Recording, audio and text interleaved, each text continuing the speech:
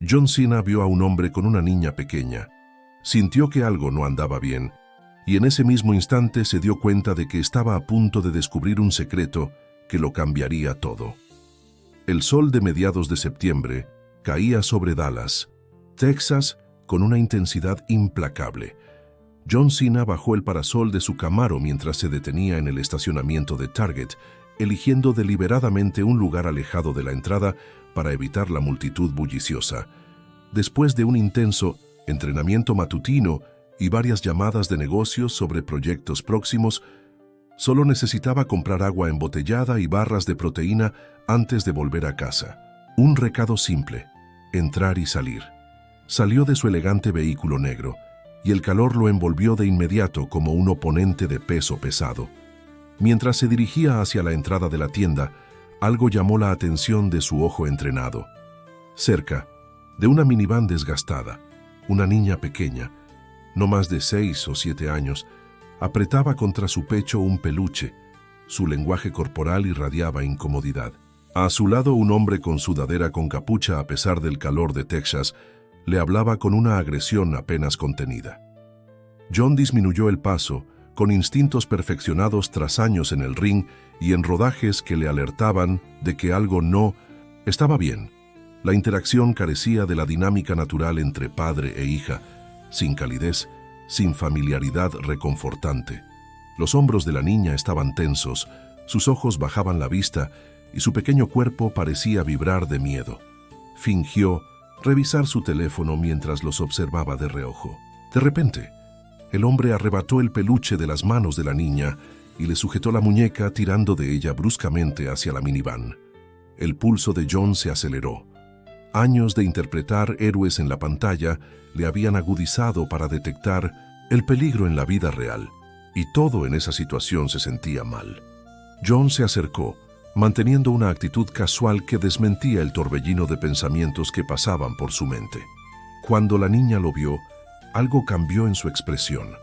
Un destello de reconocimiento, quizás, pero lo más importante, un silencioso ruego. Levantó ligeramente la mano libre, un leve movimiento que no era un saludo, sino un desesperado llamado de auxilio. «Hola», llamó John con voz deliberadamente amigable pero firme. «¿Todo bien por aquí?» El hombre se quedó helado por un momento, apretando visiblemente la muñeca de la niña. «Ocúpate de tus asuntos», escupió sin mirar. Directamente a los ojos de John. «¿Es ella tu hija?», insistió John acercándose con pasos medidos. El hombre vaciló un poco demasiado. «Mi sobrina», dijo, la mentira evidente en su mirada vacilante. «Llegamos tarde, vamos». Arrancó a la niña hacia la puerta abierta de la minivan. John vio cómo se formaban lágrimas en los ojos asustados de la niña, y algo dentro de él, esa parte que siempre había defendido a los desvalidos a lo largo de su carrera, se activó. Sacó su teléfono y lo sostuvo deliberadamente. «Creo que deberíamos llamar a la policía», dijo con calma, «solo para aclarar las cosas». La amenaza fue suficiente para provocar pánico. El hombre empujó a la niña dentro de la minivan y saltó al asiento del conductor. Los neumáticos chillaron contra el asfalto cuando el vehículo se lanzó en marcha, pero no antes de que John memorizara la matrícula, una habilidad que había desarrollado durante sus entrenamientos para películas de acción. Sin dudarlo, John corrió de regreso a su Camaro. El potente motor rugió al encenderse y salió disparado del estacionamiento en persecución. La persecución atravesó intersecciones concurridas y callejones estrechos, mientras la minivan conducía erráticamente en un intento por perderlo.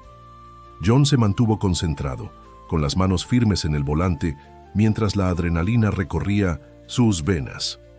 Esto no era una escena de película con acrobacias coreografiadas y medidas de seguridad. Era real. Una niña en peligro, un depredador intentando escapar y solo John en posición de intervenir. La minivan viró de repente en un callejón, calculó mal el giro y se estrelló contra un poste de luz. John frenó en seco y se lanzó hacia el vehículo dañado, con el corazón acelerado. El hombre estaba aturdido pero consciente, rebuscando algo en su chaqueta. John reconoció el movimiento. Estaba buscando un arma. Actuando por instinto, John abrió de un jalón la puerta del conductor, agarró al hombre por el cuello y lo arrastró a la acera, inmovilizándolo con precisión profesional. La niña permaneció acurrucada en el asiento trasero, aterrorizada pero ilesa. «Ya estás a salvo», le dijo John a la niña, manteniendo su agarre sobre el hombre que forcejeaba. «Ya viene ayuda». En pocos minutos las sirenas policiales llenaron el ambiente y John se encontró explicando la situación al detective Mark Sullivan, un oficial veterano cuyos ojos cansados habían visto demasiados casos similares. «Lo hiciste bien», le dijo Sullivan después de que esposaran al hombre y lo subieran a un patrullero. «Este tipo está vinculado a la red de tráfico de Víctor Ramírez. Llevamos meses intentando desmantelar esa operación». John observó a una oficial envolver con una manta los hombros de la niña rescatada. «¿Qué pasará con ella ahora?». La expresión de Sullivan se oscureció. «Estará a salvo, pero Ramírez sigue suelto y esto es solo una pequeña parte de su operación», añadió con vacilación. «Tenemos información sobre un almacén en las afueras de la ciudad. Podría ser donde retienen a otros niños antes de transportarlos, pero sin pruebas concretas no podemos obtener una orden de registro». John se enderezó, la determinación reposando sobre él como una armadura. «Entonces déjame conseguir esa evidencia». Las objeciones del detective Sullivan se desvanecieron mientras John Cena se alejaba de la comisaría, con las coordenadas GPS del supuesto almacén memorizadas. No era su primer encuentro con el lado oscuro de la humanidad. Su trabajo caritativo lo había expuesto a sobrevivientes del tráfico humano, pero saber que niños estaban en peligro inminente encendió en él un fuego que ningún papel de película había logrado capturar. El almacén estaba ubicado en una zona industrial en las afueras de Dallas, rodeado de terrenos baldíos y negocios en quiebra, la cobertura perfecta para operaciones ilegales. John estacionó su Camaro detrás de una gasolinera en ruinas, a unos 400 metros y se acercó a pie, utilizando el crepúsculo como camuflaje. 2 guardias armados patrullaban el perímetro de la valla de alambre que rodeaba la instalación. John observó su patrón desde detrás de un contenedor oxidado, notando el ritmo de sus rondas. Cuando el momento fue el adecuado, se movió, con sorprendente sigilo para alguien de su tamaño, escalando la cerca en su punto ciego y cayendo silenciosamente al otro lado. Dentro del complejo del almacén, avanzó entre las sombras del edificio principal, agachándose bajo ventanas y evitando los fuertes haces de las luces de seguridad. Una puerta lateral estaba entreabierta de donde se filtraban voces. John se deslizó adentro, encontrándose en un pasillo débilmente iluminado lleno de cajas de envío apiladas. Siguiendo los sonidos de una conversación, se asomó a la vuelta de una esquina para ver una escena de pesadilla. Múltiples celdas improvisadas construidas con rejas de alambre, cada una conteniendo a varios niños que iban desde bebés hasta preadolescentes. Estaban sentados o recostados sobre delgados colchones, muchos aferrados a peluches donados, similares al que la niña en Target había sostenido. En un escritorio al otro lado del almacén, un hombre bien vestido con barba recortada regañaba a 2 subordinados. Incluso desde la distancia, John reconoció a Víctor Ramírez en las fotos que Sullivan le había mostrado. El cabecilla de la red de tráfico, un hombre que había eludido a las autoridades durante años mediante brutal eficiencia y sobornos estratégicos. «El envío de Dallas sale mañana por la noche», decía Ramírez, su voz resonando en el espacio. «Nuestros compradores se están impacientando, no más retrasos». El frío enojo llenó el pecho de John. Estos no eran envíos, eran niños, almas con sueños, miedos y futuros que estaban siendo mercantilizados por monstruos con piel humana. Necesitaba pruebas, pero también necesitaba actuar. Sacó su teléfono y comenzó a grabar vídeo, capturando los rostros de Ramírez y sus hombres, la disposición de las celdas, a los niños atrapados. Un pequeño ruido a sus espaldas hizo que John se diera la vuelta de inmediato. Un guardia se quedó paralizado, reconociendo el rostro de celebridad, pero incapaz de procesar su presencia. Antes de que el hombre pudiera alzar su arma, John golpeó con precisión, dejándolo inconsciente con un movimiento perfeccionado tras años de entrenamiento en lucha libre. La conmoción alertó a Ramírez. «Revisen el corredor este», ordenó bruscamente. Pasos se aproximaban. John tomó una decisión en un abrir y cerrar de ojos. Agarró una tubería metálica apoyada contra la pared y la lanzó a través del almacén, creando una fuerte distracción en la dirección opuesta. Mientras los hombres de Ramírez se precipitaban hacia el ruido, John se movía ágilmente entre las sombras, colocándose detrás de una pila de cajas cerca de la oficina principal. Desde ese punto de vista, pudo escuchar a Ramírez al teléfono. «Podríamos tener una brecha de seguridad. Sí, todo sigue en horario». Cada palabra era otra pieza de evidencia, otro clavo en el ataúd del criminal. John continuó grabando, sabiendo que Sullivan necesitaría la mayor cantidad de información posible para derribar toda la red. Un pequeño sonido captó su atención. Un sollozo ahogado proveniente de la celda más cercana. Un niño, no mayor de 8 años, había visto a John y lo miraba con una mezcla de miedo y desesperada esperanza. John se llevó un dedo a los labios y luego ofreció al niño un asentimiento tranquilizador. La ayuda estaba en camino. Necesitaba enviar el video a Sullivan de inmediato. Retrocediendo cuidadosamente, John casi alcanzaba la salida cuando un guardia dobló la esquina, arma en mano. «No te muevas», bufó el hombre, el reconocimiento asomando en sus ojos. «Vaya, mira a quién tenemos. El propio héroe». John levantó las manos lentamente, su mente repasando posibles escenarios. «No quieres hacer esto», dijo con calma. «La policía ya sabe de este lugar. Están en camino». La expresión del guardia vaciló con incertidumbre. John aprovechó el momento, lanzándose a la acción con la explosiva fuerza que lo había hecho famoso. En segundos, el guardia quedó inconsciente y John corría a través del complejo, con las alarmas resonando detrás de él. Salió de la cerca justo cuando vehículos comenzaban a llegar a la puerta principal. No eran patrullas policiales, sino SUVs con ventanas polarizadas. Refuerzos para Ramírez. John corrió hacia su Camaro, las llantas chirriando sobre la grava mientras aceleraba. 10 minutos después, se encontraba frente al detective Sullivan en la comisaría, con el video evidencia transferido a un servidor seguro. El equipo de Sullivan se movilizó con notable eficiencia, coordinándose con unidades SWAT para una redada inmediata. «¿Te das cuenta de lo peligroso que fue eso?», comentó Sullivan, aunque la reprimenda carecía de convicción. «Podrías haber muerto». John observó cómo los oficiales se preparaban con equipo táctico, con una expresión resuelta. Esos niños no podían esperar por órdenes y burocracia. Necesitaban que alguien actuara de inmediato. Sullivan lo miró. «Largamente. Entramos en 20 minutos. Quédate aquí». «Ni lo sueñes», respondió John sin dejar espacio a discusión. «Voy contigo». El detective abrió la boca para objetar, luego suspiró resignado. «Quédate detrás del equipo táctico. Esto no es un set de filmación, Sina. Estos hombres no dudarán en disparar». John asintió con gravedad. «Y yo tampoco dudaré en detenerlos». La redada se desarrolló con precisión militar. Los equipos SWAT irrumpieron en el almacén por múltiples puntos de entrada, aseguraron el perímetro y neutralizaron a los guardias armados antes de que pudieran organizar resistencia.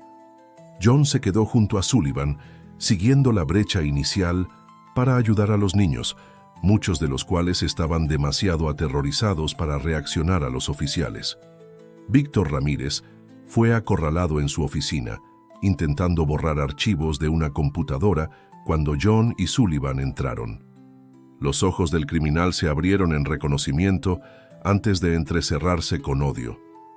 «John Cena», escupió, «ahora haciendo de héroe fuera de cámara, deberías haberte quedado en Hollywood. No tienes idea de en qué te has metido».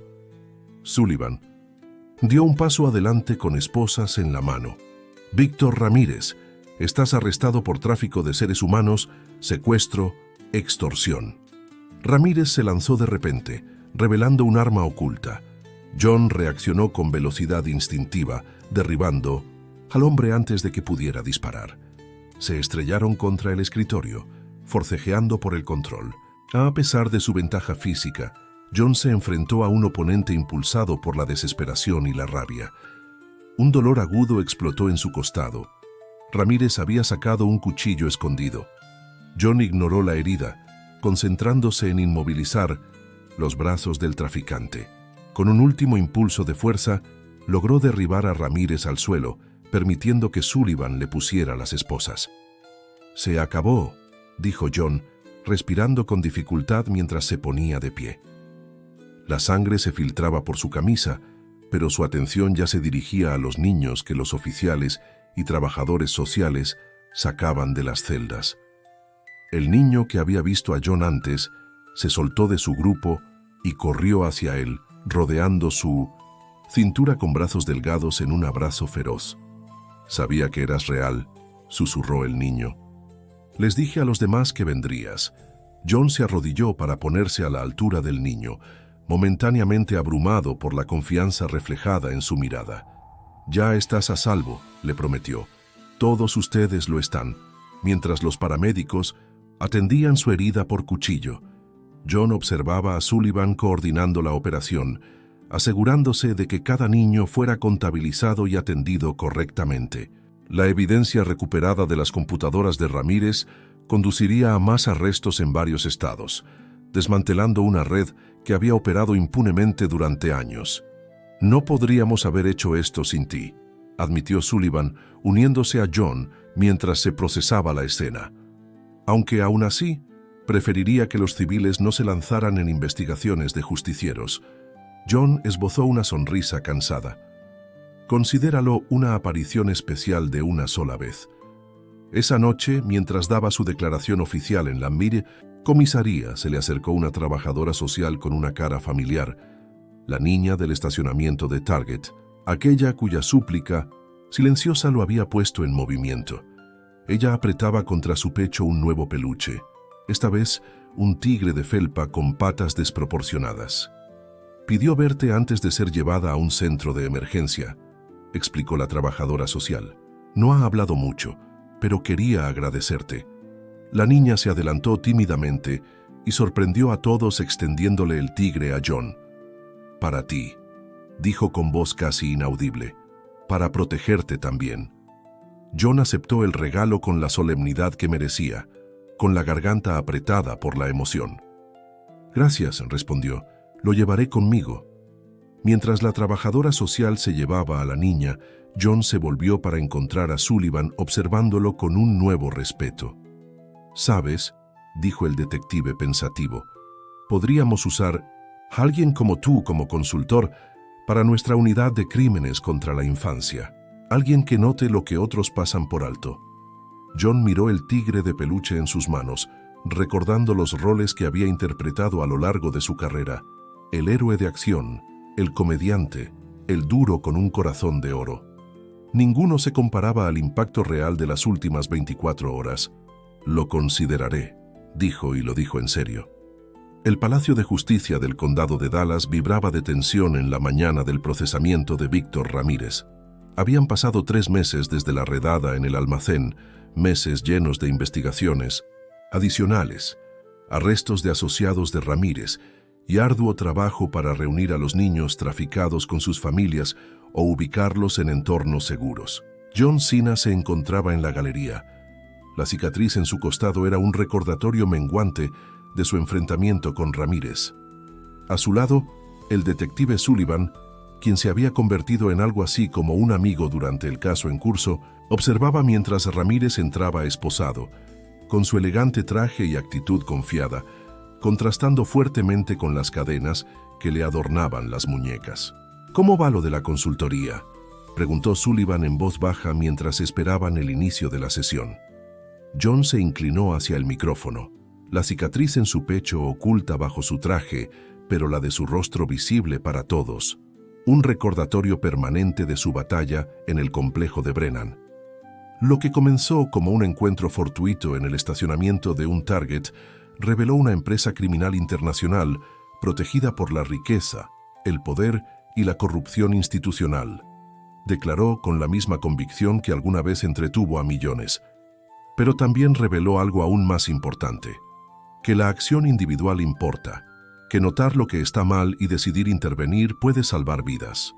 Continuó explicando cómo la evidencia del flash drive de María Ramírez había llevado a más de 300 detenciones en 12 países, al rescate de casi 500 traficados y al decomiso de activos por miles de millones.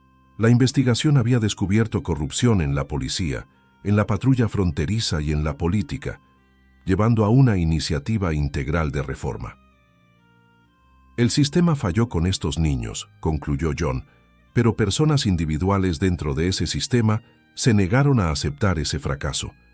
El detective Mark Sullivan, la agente Rebecca Chen y decenas de otros arriesgaron todo para buscar justicia cuando las barreras institucionales se interponían en el camino. Después de la audiencia, John se reunió con Sullivan y Chen en un rincón tranquilo del Capitolio. Sullivan, ahora al mando de una fuerza de tarea nacional para la prevención del tráfico, se había recuperado completamente de sus heridas. Chen había sido promovida para liderar la división ampliada de delitos contra la infancia del FBI. El juicio Ramírez Brennan empieza el próximo mes, informó Sullivan. Con la evidencia que conseguimos y los testigos cooperantes, la condena es prácticamente segura. ¿Y Wilson?, preguntó John. Cantando como un canario para reducir su condena, respondió Chen con una satisfacción sombría. Su testimonio está implicando a funcionarios en 3 países. John asintió, sintiendo una mezcla compleja de emociones. Su inesperado desvío hacia el mundo real de la lucha contra el crimen lo había cambiado profundamente, alterando su perspectiva sobre su carrera y su plataforma pública. Me han ofrecido un papel, les dijo, interpretando a un detective que descubre una red de tráfico. Basado vagamente en todo esto, Sullivan arqueó una ceja. ¿Volviendo a Hollywood? Sí y no, respondió John pensativo. Acepto el papel, pero también he establecido una fundación centrada en la prevención del tráfico y el apoyo a los sobrevivientes. Los ingresos de la película financiarán la fundación. Chen sonrió. Usar tu plataforma donde más se necesita. Inteligente. Mientras se preparaban para despedirse, un miembro del personal se acercó con un mensaje. Una joven visitante pedía ver a John. La encontraron esperando en una pequeña antesala, la niña del estacionamiento de Target, ahora demostrando la resiliencia de los niños con una tímida sonrisa al ver entrar a John. Junto a ella estaba su madre adoptiva, una trabajadora social que había formado parte de la operación de rescate original. Quería agradecerte adecuadamente, explicó la mujer. Está muy bien ahora. La niña se adelantó claramente nerviosa pero decidida. Conservé tu foto, dijo con una voz más firme que hace 6 meses. Del magazine. Le dije a mi clase que tú me salvaste. Al principio no me creyeron. John se arrodilló a su nivel con una expresión suave. Lo importante es que creíste en ti lo suficiente como para pedir ayuda. Eso fue muy valiente. Ella sonrió con fuerza ante sus palabras y, de repente, se puso seria. ¿Vas a salvar a más niños? La pregunta quedó en el aire, simple pero profunda.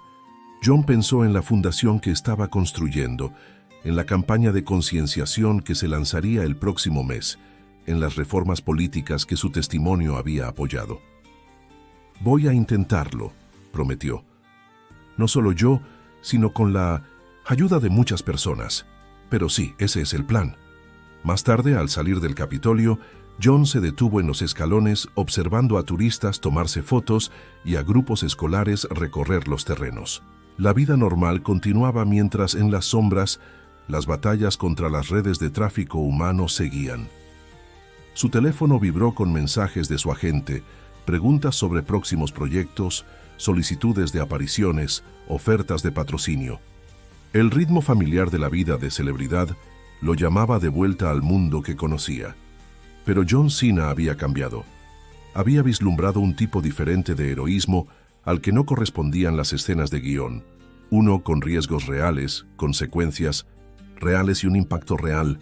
Había descubierto que la línea entre interpretar a un héroe y ser uno es más delgada de lo que había imaginado, cruzada no por hazañas sobrehumanas, sino por elecciones humanas simples.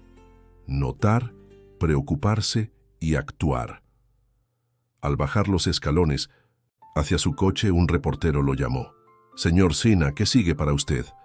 John sonrió, la cicatriz en su rostro capturando la luz de la tarde. «Lo que sea que se necesite», respondió y lo dijo en serio.